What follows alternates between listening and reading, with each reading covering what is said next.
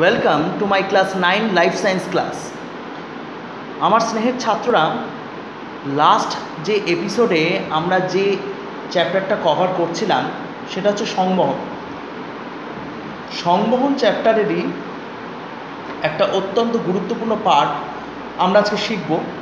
সেটা হচ্ছে রক্তের গ্রুপ নির্ণয় এবং কেন রক্তের গ্রুপ নির্ণয় করা হয়, অর্থাৎ এবিও ব্লাড গ্রুপ সিস্টেম। এবং ঠিক একইভাবে আমরা শিখব আজকে রক্ত তঞ্চন প্রক্রিয়া, মানে রক্ত জমাট বাঁধে কী করে।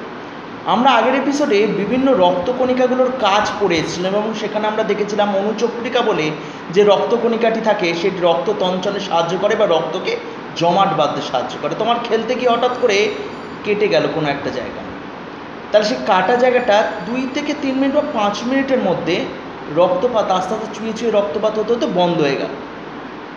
কী করে হলো? আপনা হতে হলো না, এর ভেতরে কোনো মেকানিজম আছে, সেইটা সম্বন্ধে আমরা জানি। প্রথমে আমরা আসি যে রক্তের গ্রুপ নির্ণয়। দেখবে আমাদের সমাজে বিভিন্ন ক্ষেত্রে এই রক্তের গ্রুপ নির্ণয়ের একটা অত্যন্ত প্রয়োজনীয়তা আছে। তোমাদের পাড়ায় যখন ব্লাড ডোনেশন ক্যাম্প হয়, তোমরা নিশ্চয়ই দেখেছো দাদা দিদি জ্যাঠা জেঠু পাড়ায় ব্লাড ডোনেট করেন। সেখানে আবার বিরিয়ানি দেওয়া হচ্ছে ব্লাড নেওয়ার পরে। তাহলে তোমরা সেই ব্যাপারগুলো লক্ষ্য করেছো।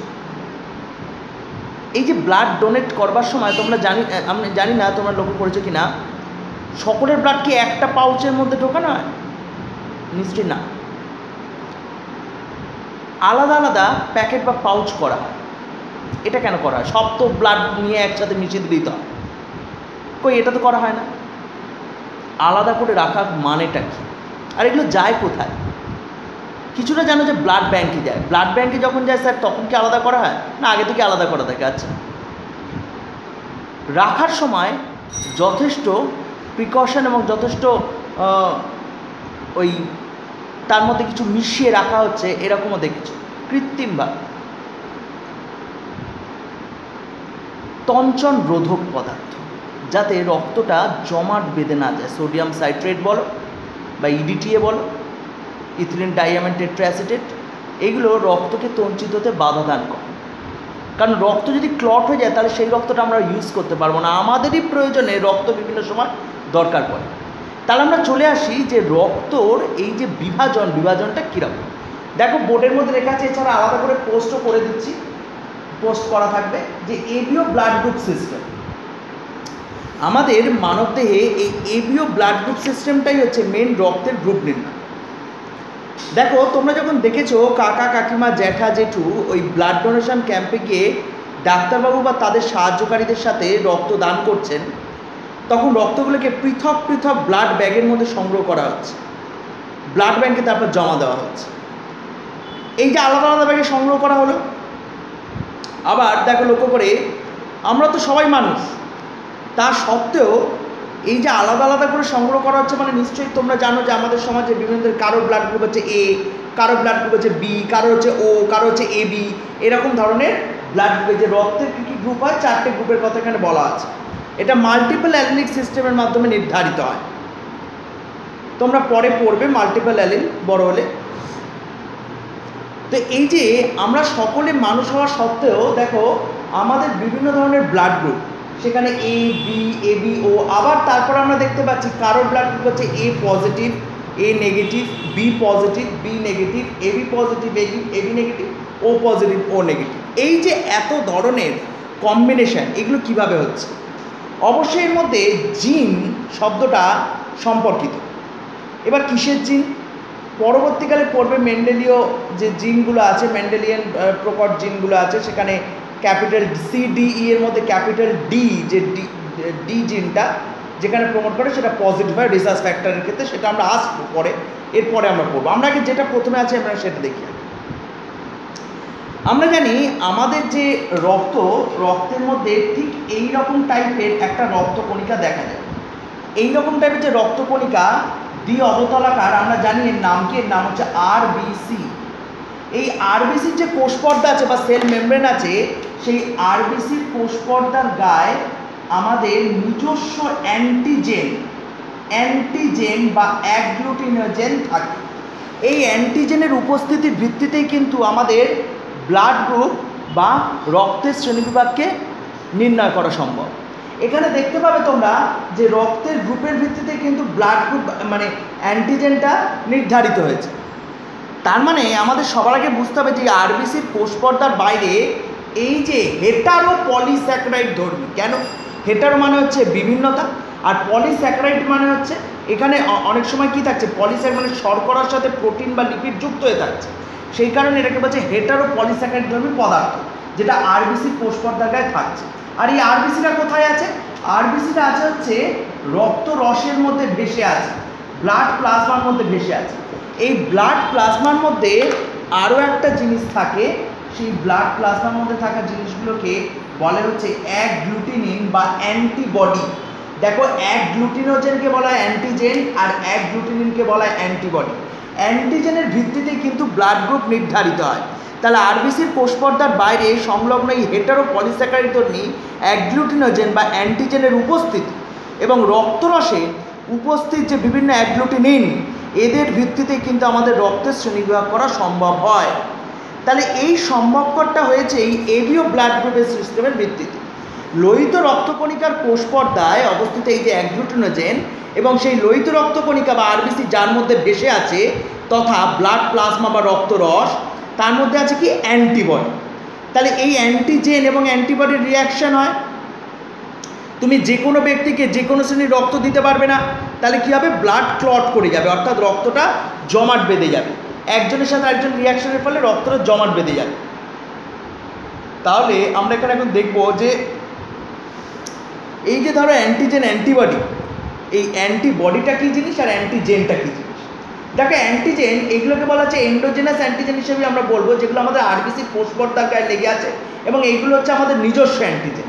এছাড়া সাধারণত অ্যান্টিজেন মানে বোঝাবো আমরা any kind of foreign particle, any kind of proteinaceous foreign particle that comes outside from our body. তার মানে বাইরে, দেহের বাইরে যে কোনো বিজাতীয় প্রোটিন জাতীয় বস্তু যেটা দেহের মধ্যে প্রবেশ করছে সেটাই কিন্তু অ্যান্টিজেন। তোমাকে পিঁপড়েটা কামড়ে দিল, পিঁপড়ের হুলে যে টক্সিক ম্যাটেরিয়াল অর্থাৎ যে ফর্মিক অ্যাসিড, সেইটা আমাদের কি হচ্ছে না আমাদের দেহের মধ্যে ঢুকছে। বা ধরো কোনো ফুলের পরাগরেণু অ্যালার্জেন হিসেবে কাজ করছে, সেটা বাইরের থেকে আসছে, সেটা তার মানে তখন অ্যান্টিজেনিক পার্টিকেল হিসেবে কাজ করছে, অর্থাৎ যেটা আমাদের শরীরে কী করছে না রোগ সাধন করছে, অর্থাৎ যে কোনো ব্যাকটেরিয়া ভাইরাস তার টক্সিন ম্যাটেরিয়ালটা ভেতরে যখন ঢুকছে তখন সেটা হচ্ছে অ্যান্টিজেন। সুতরাং আমরা এক্ষেত্রে বলবো যে এই যে ধরো বাইরের থেকে যে পদার্থটা আসছে অ্যান্টিজেন হিসাবে, এটা কিন্তু সেই ধরনের পদার্থ না। এখানে অ্যান্টিজেন মানে হচ্ছে আমাদের সেলফ অ্যান্টিজেন, মানে আরবিসির কোষ পর্দার গায়ে আছে। এই অ্যান্টিজেন সাধারণত দেহের বাইরে থেকে আসে এবং এই অ্যান্টিবডির সাথে রিয়্যাক্ট করে। অ্যান্টিবডি কোথায় আছে? ব্লাড প্লাজমার মধ্যে আছে বা রক্তরসের মধ্যে আছে। অ্যান্টিজেনের ক্ষেত্রে আমরা দেখবো এটা হচ্ছে হেটারো পলিস্যাকারাইড ধর্মী একটা পদার্থ, অর্থাৎ সেখানে তোমার শর্করার সাথে অর্থাৎ পলিস্যাকারাইডের সাথে কী কী থাকছে, পলিস্যাকারাইডের সাথে থাকছে হচ্ছে প্রোটিন থাকছে, লিপিড থাকছে, এইগুলো থাকছে, সেই জন্য হেটারো পলিস্যাকারাইড ধর্মী। বাট অ্যান্টিবডি বা অ্যাগগ্লুটিনিন এটা কিন্তু বেসিক্যালি কী ধরনের না গ্লাইকোপ্রোটিন নির্মিত অণু। এইবার আমরা দেখব যে অ্যান্টিবডিটাকে আবার বলা হয় ইমিউনোগ্লোবিউল। তাহলে আমরা দেখতে পেলাম যে এই যে আরবিসির সঙ্গে যে বিভিন্ন রকম অ্যান্টিজেন যুক্ত থাকছে তার ভিত্তিতেই antigen A, antigen B, antigen A B, হ্যাঁ, এইভাবে ভাগ করা হচ্ছে। আবার ধরো যেখানে অ্যান্টিজেন নেই, ও ব্লাড গ্রুপের ক্ষেত্রে কোনো অ্যান্টিজেন নেই।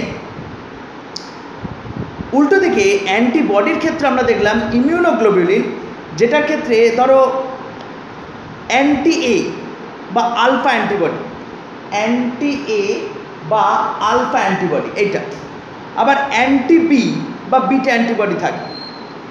একই সাথে আমি বলছিলাম ওই আরএইচ অ্যান্টিজেন, আরএইচ ফ্যাক্টর আরেক ধরনের অ্যান্টিজেনিক ফ্যাক্টর রেসাস মাঙ্কি থেকে যেটা ফার্স্ট ইভলভ করা হয়েছিল।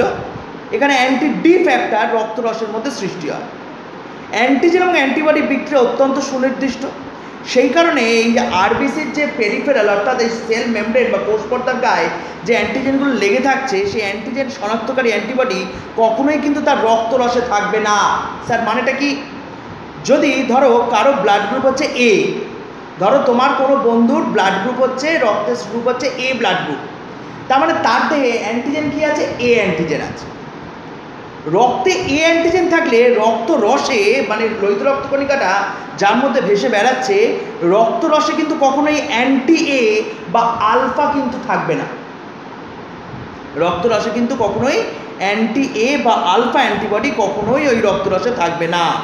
অ্যান্টিজেন অ্যান্টিবডি এবং অ্যান্টিজেন অ্যান্টিবডি বিক্রিয়া সম্বন্ধে আমাদের এ কারণে জানতেই হবে যে কিভাবে এরা পরস্পর রিয়াকশান করে। তাহলে ব্লাড ডোনেশন ক্যাম্পের সময় এই যে দেখা যায় যে আলাদা আলাদা পাউচে রাখা হচ্ছে, তার মানে রক্তের গ্রুপ প্রত্যেকটা আলাদা। এবং লোহিত রক্ত আমরা জেনে ফেললাম যে লোহিত রক্তকণিকায় উপস্থিত অ্যান্টিজেনের ওপর ভিত্তি করেই বিখ্যাত বিজ্ঞানী ল্যান্ডস্টেইনার, আমি নামটা লিখে দিচ্ছি, ল্যান্ডস্টেইনার এই রক্তের গ্রুপ আবিষ্কার করেন। কত সালে? 1901। ল্যান্ডস্টেইনার। এবং মানুষের রক্তকে তিনি 4টি ভাগে ভাগ করেন। কার উপস্থিতির ওপর? অ্যান্টিজেনের উপস্থিতির ওপর ভিত্তি করে। অর্থাৎ আরবিসির কোষ পর্দার গায়ে কী ধরনের অ্যান্টিজেন থাকছে এর ভিত্তিতে ব্লাড গ্রুপ নির্ধারিত হয়। তাহলে তোমার ব্লাড গ্রুপ যদি এ হয়, তাহলে তোমার লোহিত রক্তকণিকার গায়ে এ অ্যান্টিজেন আছে। তোমার ব্লাড গ্রুপ যদি বি হয়, তাহলে বি অ্যান্টিজেন আছে। কিন্তু তোমার ব্লাড গ্রুপ যদি ও হয়, তার মানে তোমার আরবিসির গায়ে কোনো রকম অ্যান্টিজেন বা অ্যাগ্লুটিনেজেন নেই। এরপরে আসি আমরা, এই যে ধরো আমরা বলছি যে কারো রক্তে এ অ্যান্টিজেন থাকে, কারো বি অ্যান্টিজেন থাকে, কারো এ এবং বি দুটো অ্যান্টিজেন একসাথে থাকতে পারে, তখন তার রক্তের ব্লাড গ্রুপ হয়ে যাচ্ছে এ বি। কারো কারো রক্তে এই যে এ অ্যান্টিজেন অথবা বি অ্যান্টিজেন কিছুই থাকছে না, তাহলে তার ক্ষেত্রে হচ্ছে ও। এবার বিভিন্ন মানুষের রক্তে অ্যাগ্লুটিনেজেনের সাপেক্ষে বিভিন্ন অ্যান্টিবডি বা অ্যাগ্লুটিনিনের উপস্থিতি লক্ষ্য করা যায়। এ গ্রুপের মানুষের প্লাজমায় তাহলে কি থাকবে না? অ্যান্টি বি বা বিটা অ্যাগ্লুটিন। এই যে দেখো এ অ্যান্টিজেন, তাহলে তার ইয়েতে কি থাকছে না? অ্যান্টি বি বা বিটা। এখানে আমি লিখছি, অবশ্যই আমি লিখে দিচ্ছি তোমাদের সুবিধার্থে, যেখানে থাকছে অ্যান্টি বি বা বিটা। তাহলে এখানে লিখবো অ্যান্টি এ বা আলফা। এ অ্যান্টিজেনের সাথে রিয়্যাক্ট করবে অ্যান্টি বি বা বিটা, কখনোই আলফা থাকবে না, তাহলে ক্লট হয়ে যাবে। তাহলে আমরা দেখতে পেলাম যে এ গ্রুপের মানুষের প্লাজমায় থাকছে অ্যান্টি বি বা বিটা অ্যাগ্লুটিনিন, আবার বি গ্রুপের ক্ষেত্রে অ্যান্টি এ বা আমরা বলতে পারি ওটা আলফা অ্যাগ্লুটিনিন। বা এ বি গ্রুপের ক্ষেত্রে দেখো অদ্ভুতভাবে কোনো অ্যাগ্লুটিনিন থাকছে না। ও এ গ্রুপের যেমন কোনো অ্যান্টিজেন বা অ্যাগ্লুটিনজেন থাকছে না, আবার এ বির ক্ষেত্রে দেখো কোনো অ্যাগ্লুটিন বা অ্যান্টিবডি থাকছে না। অতএব নিজের রক্তের অ্যান্টিজেন এবং অ্যান্টিবডির বিক্রিয়া সম্পন্ন না হলেও অপর গ্রুপের রক্ত গ্রহণ করলে বিক্রিয়াটা ঘটতে পারে। এটা স্টেবল হয়ে আছে, এরা পরস্পর ক্লট করছে না, কিন্তু অন্য কোনো ব্যক্তির দেহ থেকে নেওয়া বা দেওয়া তার উপর ভিত্তি করে রক্ত কোয়াগুলেট করবে কিনা বা রক্ত তঞ্চিত হয়ে যাবে কিনা সেটা নির্ভর করছে। আরবিসিতে কোনো অ্যাগ্লুটিনেজেন ও রক্তরসে কোন অ্যাগ্লুটিন থাকবে সেটা রক্তের গ্রুপ নির্ণয়ের ক্ষেত্রেই পরিষ্কার বোঝা যায়। যেমন ধরো আমি বলতে পারি যে এই যে এ ব্লাড গ্রুপের ক্ষেত্রে এরা কাকে কাকে, মানে দাতার গ্রুপ কি কি হবে, এটা হচ্ছে সবচেয়ে বড় কথা। দাতার গ্রহীতা মানে কি? কে রক্ত নিতে পারবে আর কে রক্ত দিতে পারবে, এইটা হচ্ছে সবচেয়ে বড় কথা। দেখো লক্ষ্য করে, মেনলি দান করতে পারবে কারা? দাতা মানে যারা দান করতে পারবে। এ কে এ দান করতে পারবে, এ বি কী করতে পারবে? দান করতে পারবে। আবার ওইদিকে গ্রহীতার গ্রুপ হিসাবে এ আর ও। এবার কেন এটা সেটা নিশ্চয়ই বুঝতে পারছো, এই অ্যাগ্লুটিনেজের ওপর ভিত্তি করে। বিয়ের ক্ষেত্রে সেটা কি না, বি এবং এ বি দাতার গ্রুপ হিসেবে কাজ করতে পারবে, আর গ্রহীতার গ্রুপ হিসেবে কাজ করবে বি আর ও। দেখো লক্ষ্য করে যে ও গ্রুপকে তোমরা সবসময় জানবে বলা হচ্ছে সার্বজনীন দাতা, আর এ বিকে বলা হয় সার্বজনীন গ্রহীতা, ইউনিভার্সাল রিসিপিয়েন্ট আর ইউনিভার্সাল ডোনার। তার মানে যে দিচ্ছে সে হচ্ছে, মানে সবাইকে যে রক্ত দেয় সে হচ্ছে ও গ্রুপ, সবাইকে রক্ত দিয়ে যেতে পারে। সেরকম দেখো এর ক্ষেত্রে তো একে দিতে পারবে, এছাড়া এ বি হিসেবেও কাজ করতে পারবে। আবার এ এবং বি মানে এ বি ব্লাড গ্রুপের ক্ষেত্রে দাতার গ্রুপ শুধুমাত্র এ বি। এ কি বলতে? এ বি শুধু নিতে পারে, দিতে পারে না। তাই এবির ক্ষেত্রে শুধু এবির ব্লাড গ্রুপের ব্যক্তি এবির ব্লাড গ্রুপের ক্ষেত্রেই আদান প্রদানটা দুটো ক্ষেত্রেই সম্ভব। গ্রহীতার গ্রুপ হিসেবে দেখো এ বি ও, মানে এর কাজ হচ্ছে শুধু নেওয়া, ইউনিভার্সাল রিসিপিয়েন্ট হিসেবে কাজ করবে। তাহলে এ দিতে পারবে, বি দিতে পারবে, এবি দিতে পারবে, ও দিতে পারবে, সবাই এবিকে ব্লাড ডোনেট করতে পারবে। কিন্তু এবি শুধুমাত্র এবিকেই ডোনেট করতে পারবে। আবার ও এর ক্ষেত্রে দেখো এখানে আলফা এবং বিটা দুটো অ্যাগ্লুটিনিন আছে। অ্যান্টিবডি বা অ্যাগ্লুটিনের ভিত্তিতে আমরা দেখতে পাচ্ছি ও ব্লাড গ্রুপের ক্ষেত্রে ও যে সকল ব্যক্তির ব্লাড গ্রুপ ও, তারা এ ব্লাড গ্রুপ সম্পন্ন ব্যক্তি, বি ব্লাড গ্রুপ সম্পন্ন ব্যক্তি, এবি ব্লাড গ্রুপ সম্পন্ন ব্যক্তি, ও ব্লাড গ্রুপ সম্পন্ন ব্যক্তি, সবাইকে দিতে পারবে। ওই যে সার্বজনীন দাতা, সবাইকে দিতে পারবে। কিন্তু কেন দিতে পারবে সবাইকে? তার কারণ হচ্ছে এদের ক্ষেত্রে কোনো অ্যাগ্লুটিনেজেন বা অ্যান্টিজেন নেই, তার ফলে সবার ক্ষেত্রেই সেটা পসিবল। ওর সাথে রিয়্যাক্ট করবে না, কারণ বাইরের থেকে যে ব্যক্তি রক্ত দান করছে তার সেই রক্তের গ্রুপটা, সেই অ্যান্টিজেনটা যখন অন্যের দিয়ে যাচ্ছে সেটা তো অ্যান্টিজেন হিসেবেই ট্রিটেড হচ্ছে।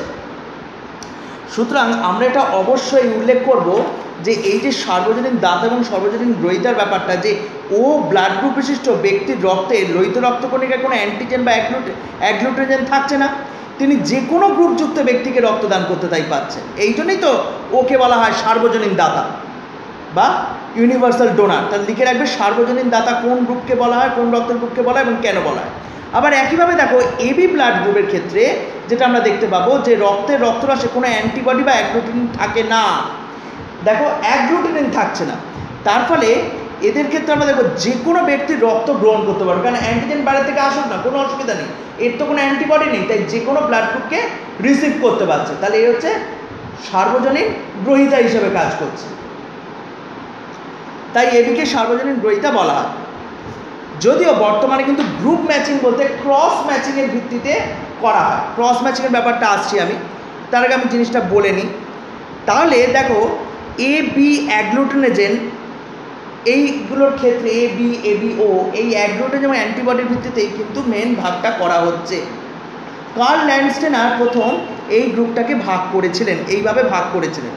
এবার আমরা যেটা দেখতে চাইবো যে এই যে ব্লাড গ্রুপ ফ্যাক্টরের ক্ষেত্রে RH ফ্যাক্টর, আমি একটু আগেই বলছিলাম RH ফ্যাক্টর হচ্ছে আনাদার অ্যান্টিজেনিক ফ্যাক্টর, যেটা পাওয়া গেছিল রেসাস মাঙ্কি, যেটা নিয়ে এখন ভীষণ করোনা ভাইরাসের ইয়ের ক্ষেত্রে গবেষণা চলছে আমরা জানি, কারণ তাদের অ্যান্টিজেনের সাথে আমাদের অ্যান্টিজেন হুবহু মিলে যায়। কিছু কিছু মানুষের ক্ষেত্রে দেখা গেছে আরবিসির কোষপর্দায় একটা অতিরিক্ত ফ্যাক্টর পাওয়া যায়। এই ফ্যাক্টরটাকে কি বলে? এই ফ্যাক্টরটাকে বলে রিসাস ফ্যাক্টর। এটা ল্যান্ডস্টেন এবং উইনার দুজনে মিলে 1940 খ্রিস্টাব্দে ওই রিসাস বানরের থেকে হাইপোডার্মিক সিরিঞ্জের মাধ্যমে ইনজেকশন করে বার করে নিয়েছিলেন ব্লাড প্লাজমা থেকে, এবং সেটা খরগোশের দেহে বা র্যাবিটের দেহে প্রবেশ করিয়ে দেখেন যে খরগোশের দেহে অ্যান্টি RH ফ্যাক্টর তৈরি হয়ে যাচ্ছে। অ্যান্টি RH ফ্যাক্টর, ধরো আমি বলছি যে বাবা হয়তো RH পজিটিভ, মা হয়তো RH নেগেটিভ, ঠিক আছে? এই বাবা এবং মায়ের বিবাহ যখন হলো তাদের যে প্রথম সন্তান সে কিন্তু RH পজিটিভ হবে, অর্থাৎ কারো বাবার ব্লাড গ্রুপ B+, কারো মায়ের ব্লাড গ্রুপ হচ্ছে O নেগেটিভ। সেক্ষেত্রে কিন্তু অবশ্যই হচ্ছে প্রথম সন্তান ফার্স্ট ইস্যু কিন্তু B পজিটিভ হবে। এবং মাতার রক্ত অর্থাৎ প্লাসেন্টার মাধ্যমে যখন মাতার রক্ত এবং ভ্রূণের রক্তের মধ্যে মিশ্রণ করছে তখন মাতার রক্তের মধ্যে এখানে অ্যান্টি RH ফ্যাক্টর তৈরি হয়। সেকেন্ড ইস্যুর ক্ষেত্রে কিন্তু ব্লাড ট্রান্সফিউশনের সময় ঠিকঠাক প্রিকশন না নিলে বা এই যে অ্যান্টি RH ফ্যাক্টর সেকেন্ড ইস্যুর ক্ষেত্রে কী করতে পারে? হিমোলাইসিস করে দিতে পারে, আরবিসিগুলোকে ক্লট করে দিতে পারে, আরবিসিগুলোকে বার্স্ট করে দিতে পারে। এইটাকে বলা হয় এরিথ্রোব্লাস্টোসিস ফিটালিস। আমরা আগের দিনই পড়েছি erythrocyte, erythroblastosis fetalis, fetal death হয়, ভ্রূণ গর্ভেই মারা যেতে পারে। এরপরে আমরা যে RH ফ্যাক্টরের কথা বলছিলাম, এই RH ফ্যাক্টর ওই যে CDE তিনটে জিনের কথা বলছিলাম, পারমুটেশন এবং কম্বিনেশনের ভিত্তিতে আমরা দেখব CDE কম্বিনেশনে যেখানে যেখানে তোমার ক্যাপিটাল D এই অ্যারেঞ্জমেন্টটা থাকছে সেখানে হচ্ছে পজিটিভ। দেখো এখানে একটা চার্ট করা আছে ক্রস ম্যাচিংয়ের ক্ষেত্রে। ক্রস ম্যাচিং দেখো অ্যান্টিসিরাম এ অ্যান্টিসিরাম বি, এরকম দুটো সলিউশন অ্যান্টিসিরাম তৈরি করা হয়। তোমাদের বইতেও নিশ্চয়ই ছবি দেওয়া আছে। ক্রস ম্যাচিংয়ের ক্ষেত্রে ভীষণভাবে কাজে লাগে। এটার ক্ষেত্রে আমরা যেটা দেখতে পারবো, প্রথমত আগে বলে রাখি যে খরগোশের দেহে যে অ্যান্টি আরএইচ ফ্যাক্টর তৈরি হলো, অর্থাৎ অ্যান্টি আরএইচ অ্যান্টিবডি তৈরি করা হলো, পৃথিবীর প্রায় 85 to 90% লোকের ক্ষেত্রে এই ফ্যাক্টরটা থাকে। তার মানে আমরা বলতে পারি পৃথিবীর 85 to 95 মানে 90% লোক হচ্ছে positive, A positive, B positive, AB positive, O positive, এরকম হতে পারে। এরপরে দেখা যাক যে এই যে ফ্যাক্টরটা যাদের থাকছে তাদেরকে বলছে আরএইচ পজিটিভ, আর যাদের থাকছে না তাদের বলছে আরএইচ নেগেটিভ। এটা কিভাবে বলছি, ধরো ও নেগেটিভ, ধরো আমি এরকম স্লাইড নিয়েছি, এটা একটা স্লাইড, এটা একটা স্লাইড, আর এইটা একটা স্লাইড, গ্রুপ স্লাইড নিয়েছি। এই গ্রুপ স্লাইডের মধ্যে আমরা দেখতে পাবো যে ব্লাড, পিঞ্চ অফ ব্লাড নিলে এবং তার মধ্যে একটা অ্যান্টি এ সিরাম, একটা অ্যান্টি বি সিরাম, আর আরেকটা অ্যান্টি ডি সিরাম নেওয়া হয়েছে। এবার দেখো কোনটার ক্ষেত্রে কিরম রেজাল্ট আসছে। এটার ক্ষেত্রে নিয়েছি অ্যান্টি এ সিরাম, আগে থেকে নিয়েছি। এটার ক্ষেত্রে নিয়েছি অ্যান্টি বি সিরাম, আর এটার ক্ষেত্রে নিয়েছি অ্যান্টি ডি সিরাম। এই যে বললাম ক্যাপিটাল ডি, সিডিই, যেখানে এরকম ক্যাপিটাল ডি থাকবে তার মানেই হবে পজিটিভ। আবার যদি ধরো এটা হলেও কিন্তু positive, small C capital D small E positive. আবার ধরো small C capital D capital E, সেটাও পজিটিভ। আবার ধরো capital C capital D small E, সেটাও পজিটিভ। কিন্তু যখনই স্মল ডি হয়ে যাবে পারমুটেশন কম্বিনেশনের ক্ষেত্রে, ধরো এখানে হয়ে গেল স্মল সি স্মল ই, তাহলে মাইনাস। আবার capital C small D small E, তাহলেও মাইনাস। আবার ধরো capital C small D capital E, তাহলেও মাইনাস। আবার ধরো আমি যদি বলি স্মল সি স্মল কি বলে স্মল ডি ক্যাপিটাল ই, তাহলেও কিন্তু মাইনাস। এই যে আমরা দেখলাম 8 রকমের কম্বিনেশন হলো, এর মধ্যে যেগুলোতে প্লাস দিয়েছি তার মানে হচ্ছে সেখানে ক্যাপিটাল ডি আছে, এই যে অ্যান্টি ডি সিরাম, অর্থাৎ অ্যান্টি ডি সিরাম যেটা উৎপন্ন হচ্ছে। এই আরএইচ নেগেটিভ এবং আরএইচ পজিটিভ ফ্যাক্টরের ভিত্তিতে এই 4টে ব্লাড গ্রুপকে প্লাস আর মাইনাস করে টোটাল 8টা গ্রুপে ভাগ করা যাচ্ছে। যেটা বলছিলাম, ধরা যাক ব্লাড পিঞ্চ নেওয়ার ফলে এখানে ধরা যাক কারো ব্লাড গ্রুপ হচ্ছে এ পজিটিভ, তাহলে এখানে সেই ছানা কাটে যেরকম, ঠিক এরকম কাটা কাটা কাটা কাটা একটা প্রেসিপিটেট পিপিটি পড়বে, রক্তটা আস্তে আস্তে কেটে কেটে কেটে যাবে। আবার এখানেও তখন এরকম কাটা কাটা একটা ছানা কাটার মতো দুধটা কেটে গেলে ঠিক, মানে দুধ কেটে গেলে ঠিক যেরকম হয় ঠিক সেরকম একটা পিপিটি পড়বে। তারপর এখানে কিন্তু কোনো কিছু পড়বে না, তার মানে এটা কি এ পজিটিভ। আবার যদি এটা যদি না হতো, শুধু যদি এখানে এটাই হতো, তাহলে এটা হয়ে যেত কি, এটা হয়ে যেত এ নেগেটিভ। তার মানে আমি দেখতে পাচ্ছি এটা যদি পিপিটি হয় বা প্রেসিপিটেশন পরে থকথকে পদার্থ যদি উৎপন্ন, তাহলে এটা পজিটিভ, যদি না উৎপন্ন তাহলে এটা নেগেটিভ। যদি এর ঘরে হয় এই প্রেসিপিটেশনটা, তাহলে এ এখানে হলে পজিটিভ, না হলে নেগেটিভ। বি এর ঘরে হলে এটা বি, এর ঘরে হলো না, বি এর ঘরে এরকম পিপিটি পড়েছে, আর এখানে হচ্ছে পজিটিভটা নেগেটিভ ডিটারমাইন হবে। যদি ও হয় তাহলে ও পজিটিভ হলে এই দুটো ঘরে পড়বে না, শুধু এটাতে পড়বে। যদি ও নেগেটিভ হয় কোনোটাতে এরকম পিপিটি পড়বে না। এইরকমভাবে ক্রস ম্যাচিং করে নির্ধারণ করা। এবং এই যে বললাম পিপিটি, এই পিপিটির ব্যাপারটা হচ্ছে এখান থেকে হয়ে যায় অ্যান্টিসিরাম এ দিলে এর ক্ষেত্রে কী হবে, অ্যাগ্লুটিনেশন ও হিমোলাইসিস হবে, তার মানে এখানে কাছে, তার মানে ব্লাড গ্রুপটা চেক। বি এর ক্ষেত্রে সেটা আরবিসি স্বাভাবিক হিসাবে থাকবে। আবার এ বির ক্ষেত্রে কিন্তু সেটা অ্যাগ্লুটিনেশন হিমোলাইসিস হবে, কারণ এখানে ব্লাড গ্রুপ এর ক্ষেত্রে আছে, তো সেই কারণে এবি হলে এখানে এ আর বি দুটোতেই দেখা যাবে এবি ব্লাড গ্রুপের ক্ষেত্রে যে অ্যাগ্লুটিনেশন হচ্ছে এবং হিমোলাইসিস হচ্ছে। ও এর ক্ষেত্রে কি আরবিসি স্বাভাবিক থাকবে। আর অ্যান্টি বি সিরাম হলে কী হবে, বিতে অ্যাগ্লুটিনেশন হিমোলাইসিস হবে, এটাতে অ্যাগ্লুটিনেশন হিমোলাইসিস হবে, কারণ এখানে এবি যেহেতু ব্যাপার আছে সেটা কনফার্মেশনটা হবে। যদি দুটোতেই হয় তাহলে এ বি, যদি একটাতে হয় এতে হলে এ, বিতে হলে বি, এইরকমভাবে নির্ধারণ করা হয়। যেমন ধরো ও নেগেটিভ রক্তের ক্ষেত্রে এ বি অ্যাগ্লুটিনেশন এবং আরএইচ ফ্যাক্টর থাকবে না, ও পজিটিভের ক্ষেত্রে এ বি থাকবে না কিন্তু আরএইচ ফ্যাক্টর থাকবে। এ নেগেটিভের ক্ষেত্রে কী হবে তোমরা নিজেরাই বলতে পারবে, এটার ক্ষেত্রে থাকবে, এটার ক্ষেত্রে থাকবে না, এটার ক্ষেত্রে থাকবে না। অর্থাৎ কেবলমাত্র এ অ্যাগ্লুটিনেজেন থাকবে, আরএইচ ফ্যাক্টর থাকবে না। এ পজিটিভের ক্ষেত্রে এ অ্যাগ্লুটিনেজেন এবং আরএইচ ফ্যাক্টর, বি নেগেটিভের ক্ষেত্রে বি অ্যাগ্লুটিনেজেন এবং আরএইচ ফ্যাক্টর, বি পজিটিভের ক্ষেত্রে বি অ্যাগ্লুটিনেজেন এবং আরএইচ ফ্যাক্টর। এ বি নেগেটিভ, এ এবং বি অ্যাগ্লুটিনেজেন উভয়ই থাকবে, আরএইচ ফ্যাক্টর থাকবে না। এ বি পজিটিভ, এ বি অ্যাগ্লুটিনেজেন এবং আরএইচ ফ্যাক্টর সব কটাতে থাকবে, তাহলে হচ্ছে এ বি পজিটিভ। এই যে বললাম অ্যাগ্লুটিনেশন, অ্যাগ্লুটিনেশন মানে কি? মানে হচ্ছে কোনো ব্যক্তিকে তার নিজস্ব গ্রুপ ছাড়া অন্য কোনো গ্রুপের রক্ত দিলে গ্রহীতার শরীরে যেটা হবে, দাতার রক্তের অ্যান্টিজেনকে বহিরাগত বলে মনে করবে এবং তার সাপেক্ষে প্রতিকূল অ্যান্টিবডি তৈরি হবে এবং এতে গ্রহীতার রক্তে যে নিল রক্তটা, তার যে আরবিসি বা লোহিত রক্তকণে দলা পাকিয়ে যাবে। আর আমরা বোধহয় জানি যে দলা পাকিয়ে গেলে কী হবে, সে আর অক্সিজেন পরিবহন করতে পারবে না, হিমোলাইটিক অ্যানিমিয়া সৃষ্টি হবে, হিমোলাইসিস হয়ে যাবে, শ্বাসকষ্ট হবে, বৃক্কের কার্যক্ষমতা নষ্ট হয়ে যাবে, এইগুলো হবে। ক্রস ম্যাচিংয়ের যে ব্যাপারটা, সেখানে এই যে গ্রহীতা ব্যক্তিতে হিমোলাইসিসের মতো ঘটনা এড়াতে গেলে কী করা উচিত? তাতে কি করা উচিত না, গ্রহীতা ব্যক্তির রক্তরস মধ্যস্থ যে অ্যান্টিবডি, ধরো কারো হচ্ছে এ, তার মানে এখানে হবে অ্যান্টি বি বা বিটা থাকবে।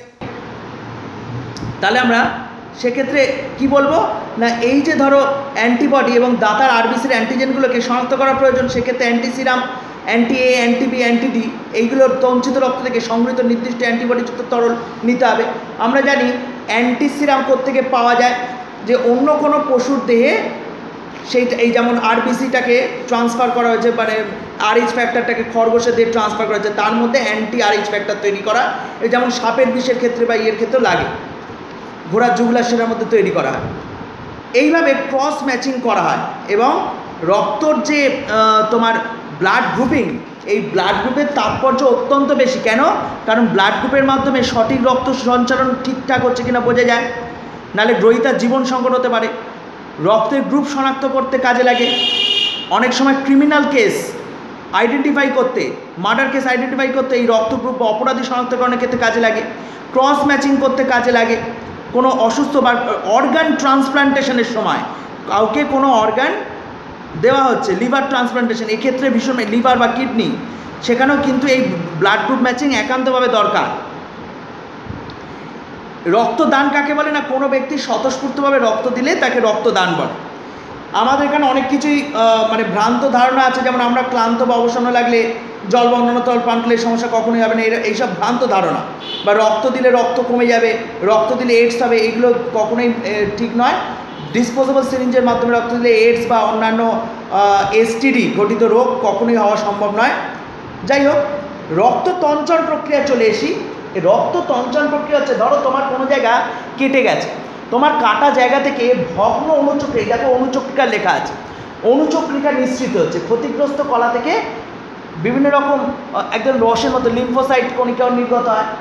অনুচক্রিকা, ভগ্ন অনুচক্রিকা থেকে থ্রম্বোপ্লাস্টিন নামক এক ধরনের পদার্থ নির্গত হয়। এমনি কলাকোষ ভেঙে গেলেও টিস্যু ফ্লুইড বেরিয়ে আসে, ব্র্যাডিকাইনিন বা অন্যান্য উৎসেচকগুলো বেরিয়ে আসে, যেগুলো ভ্যাসোডাইলেটর হিসেবে কাজ করে।